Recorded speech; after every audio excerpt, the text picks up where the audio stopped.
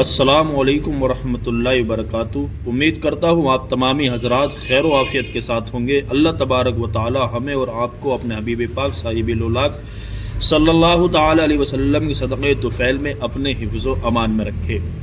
حضرات محترم، اللہ تبارک و تعالی نے ہمیں اگر کچھ دیا ہے تو اس کا احسان، اس کا شکر کرنا چاہیے، احسان ماننا چاہیے۔ اور آج کل دیکھیں، اگر انسان کو کوئی چیز اگر آسانی سے حاصل ہو جاتی ہے تو وہ اس کی قدر کرنا چھوڑ دیتا ہے، اور جب وہ قدر کرنا چھوڑ دیتا ہے تو جب وہ چیز اس کے پاس نہیں ہوتی پھر پتہ چلتا ہے کہ وہ چیز میرے لیے کتنی اہمیت رکھتی تھی۔ مثال کے طور پر ایک واقعہ میں آپ کے سامنے رکھنا چاہتا ہوں، آپ سماعت فرمائیں۔ ایک بہت امیر شخص تھا جس نے پیسہ بہت کمایا تھا۔ اس کے بیٹے کو پتا تھا کہ میرے باپ کے پاس بہت دولت ہے۔ روزانہ پیسے لیتا باپ سے اور اپنے یار دوستوں کے ساتھ چلا جاتا، اور جانے کے بعد جو ہے دوستوں میں گھومتا اور بڑے بڑے ہوٹلوں میں جا کر کے پارٹیاں کیا کرتا، لوگوں پر خرچہ کرتا، دوستوں کو خوب کھلایا کرتا تھا۔ روزانہ کا اس کا یہ معمول بن گیا تھا۔ اس امیر شخص نے سوچا اگر اس طریقے سے یہ میری دولت کو لے کر کے جاتا رہا تو میں کتنا بھی کماؤں تو میرے کبھی پر نہیں ہو سکتی، اور یہ سارا کا سارا جو میں نے جمع کیا ہے یہ سب ضائع کر دے گا اور ختم کر دے گا۔ ایک دن اس کے والد نے سوچا کیوں نہ اس کو سبق سکھایا جائے، دل کے اندر یہ خیال کیا۔ پھر اس کے والد نے ایک دن اپنے بیٹے سے کہا بلا کر کے، بیٹے آج میں کنگال ہو چکا ہوں، میرے پاس کچھ بھی نہیں ہے، تمام پیسہ روپیہ جو تھا وہ تو خرچ کر چکا ہے، اب میرے پاس کچھ نہیں بچا، اور حالات یہ ہے کہ مجھے ایک آنے کی ضرورت ہے۔ ایک آنا اگر مجھے مل جائے تو میں دوائی لے کر کے آؤں، تاکہ میری جو طبیعت خراب ہے اس دوائی سے میں اچھا ہو جاؤں، اور اچھا ہو جاؤں گا تو واپس سے میں پیسے کمانے لگ جاؤں گا۔ اس کے بیٹے نے کہا کوئی مسئلہ نہیں ہے والد محترم، میرے بہت زیادہ دوست ہیں، انسٹاگرام کے دوست ہیں، فیس بک کے میرے فرینڈ ہیں جو روزانہ مجھے میسج کرتے ہیں، روزانہ مجھے سلام کرتے ہیں، بعد میں دوسروں سے بات کیا کرتے، بڑی پکی یاری ہے، ایک آنے کی کوئی بات نہیں۔ کہا ٹھیک ہے۔ وہ اس کا لڑکا گھر سے نکلا، دوست سے کہا تو ایک دوست نے ایک آنا نکال کر کے اس کو عطا کر دیا۔ وہ لے کر کے آیا، اپنے والد کے ہاتھ میں رکھا، کہا لیجئے والد محترم یہ ایک آنا ہے، آپ دوائی لے کر کے آئیں۔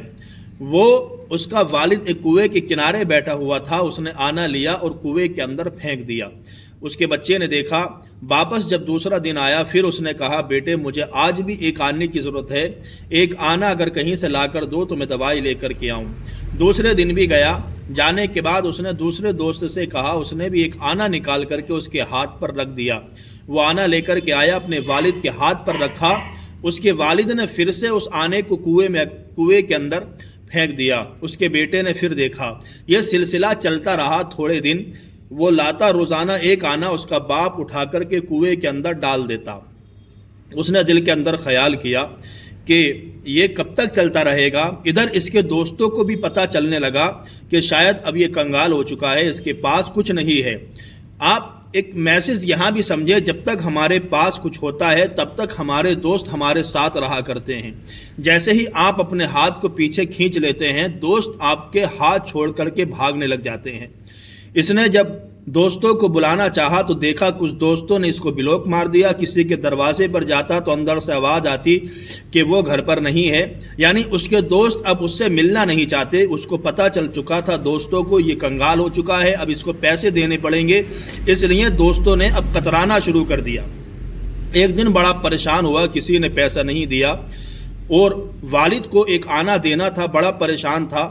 اس نے کیا کیا، جب کوئی دوست نہ ملا تو صبح سے نکلا، شام تک کہیں پر مزدوری کی، کبھی پہلے کام کیا نہیں تھا، اب کام کرنے کے لیے گیا تو پورے دن کام کیا، ہاتھوں میں ٹھیٹیں پڑ گئیں اور ہاتھوں میں اللہ اکبر اس کے سوجن آ گئی۔ اب کام کرنے کے بعد شام کو ایک آنا ملتا ہے، ایک آنا لینے کے بعد جب گھر آیا اپنے والد کے ہاتھ پر رکھا، کہا لو اور آپ دوائی لے کر کے آئیں اور کھا لیں۔ اللہ اکبر۔ اس کے والد نے اسی کے سامنے وہ ایک آنا لیا اور کنویں کے اندر پھینک دیا۔ اب پھینکنا تھا، اب بیٹے سے برداشت نہیں ہوا، چلا اٹھا زور سے، کہا یہ کیا کرتے ہیں، آپ کو دوائی نہیں کھانی ہے نہ کھائیں، مگر ایسے روپیوں کو ضائع تو نہ کریں، ایسے روپیوں کو پھینکے تو نہیں۔ اس کے والد نے کہا بیٹا یہ پہلی بار تو میں نے کیا نہیں ہے، میں کم سے کم 15 سے 20 دن سے یہ کام روز کرتا آتا ہوں، مگر تو کبھی کچھ نہیں بولتا۔ آج میں نے پھینک دیا تو بول رہا ہے۔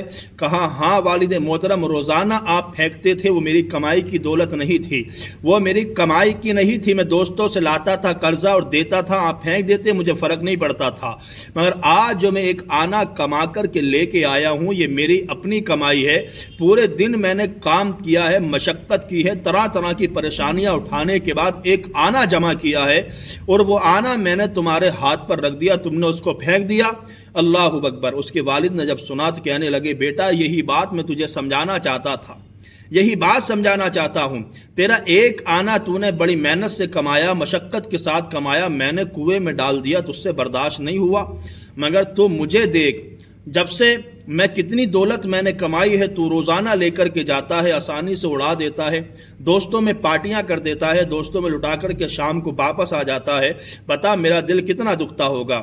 الغرض بتانے کا مقصد اور منشا یہ ہے کہ اللہ تبارک و تعالیٰ نے اگر ہمیں دولت دی ہے، یہ دولت سے نوازا ہے، تو اس کو اچھی طریقے سے استعمال کرنا سیکھیں، فضول خرچی کرنے سے بالکل بچیں۔ کیوں سرکار مصطفیٰ صلی اللہ تعالی علیہ وسلم ارشاد فرماتے ہیں فضول خرچی جو ہے وہ حرام ہے، فضول خرچی سے بچیے گا۔ یہ ایک میسج تھا آپ لوگوں کے لیے۔ آپ حضرات اگر کوئی چیز آسانی سے ہمیں ملتی ہے تو اس کی قدر کرنا سیکھیں، کیونکہ اس کی قدر اگر کریں گے تو وہ چیز ہمارے پاس رہے گی، قدر کرنا چھوڑ دیں گے، وہ اگر چیز آپ کے یہاں سے چلی گئی تو واپس آپ کو کبھی بھی وہ چیز میسر ہونے والی نہیں ہے۔ اللہ تبارک و تعالی ہمیں اور آپ کو ان باتوں پر عمل کرنے کی توفیق و رفیق عطا فرمائے۔